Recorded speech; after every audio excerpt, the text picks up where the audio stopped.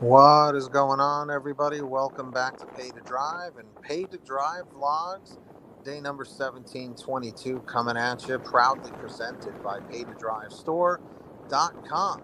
That's right, everybody. So, if you guys drive for GrubHub, DoorDash, Uber Eats, or any of the others, you, my friends, should be subscribed to this channel with all notifications turned on. That's right.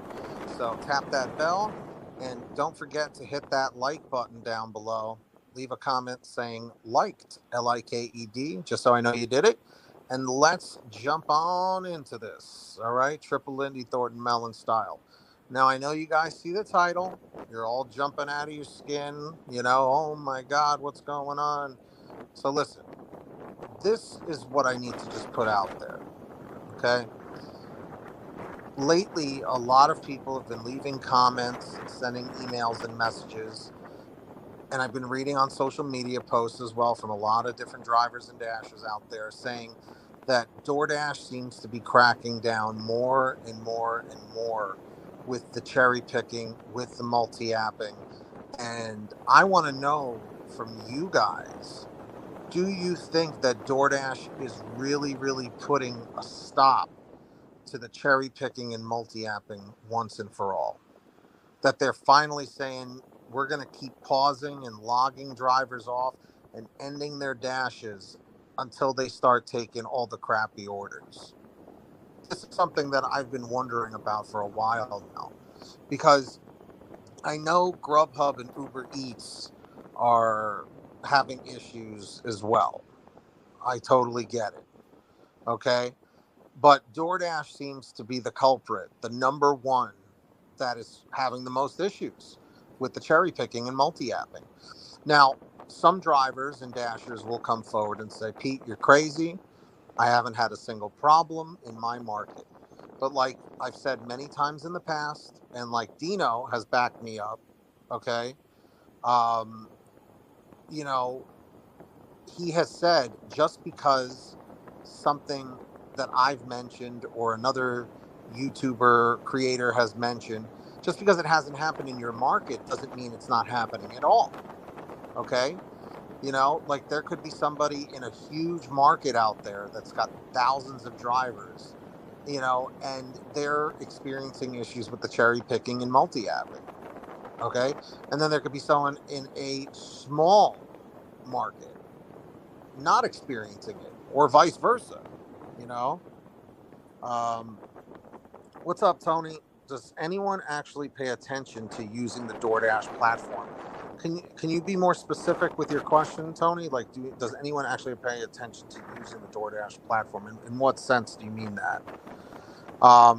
But just going back to what I was saying, it just seems like these companies are cracking down in any way that they can, you know, to do this.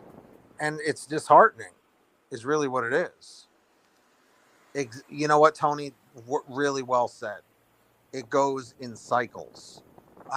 I can definitely agree with that. It seems like it's like it goes up and down, kind of a deal. Well said, Tony. Thank you. Um, but yeah, and it's very aggravating because years ago we didn't have to deal with any of these issues. you know GrubHub, DoorDash, Uber Eats, they were like a pleasure to work for. In my opinion, this is just me saying this.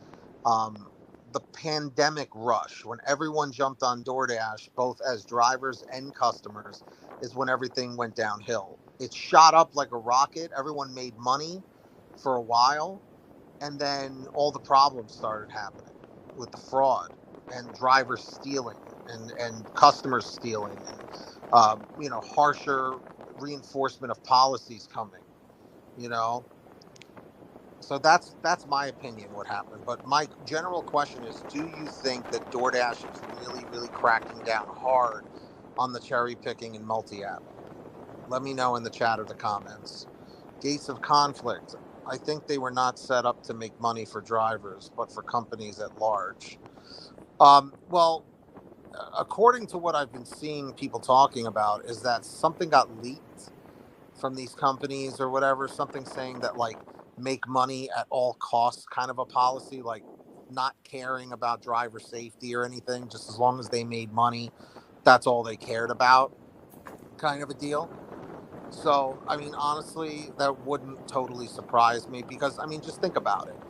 When have they ever really stuck their neck out for the driver, other than like during the pandemic by giving out gloves and hand sanitizer and things of that nature?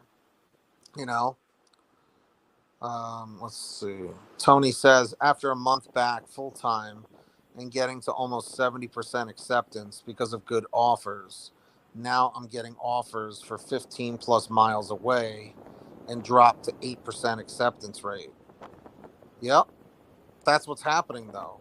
Is they're trying to increase the mileage in their reach so that people can order from a further distance from restaurants, so that in case, just so basically so that there's tons of options all the time, which would entice people to make the sale, because there's been plenty of times just as a customer, I'll open up one of the delivery apps.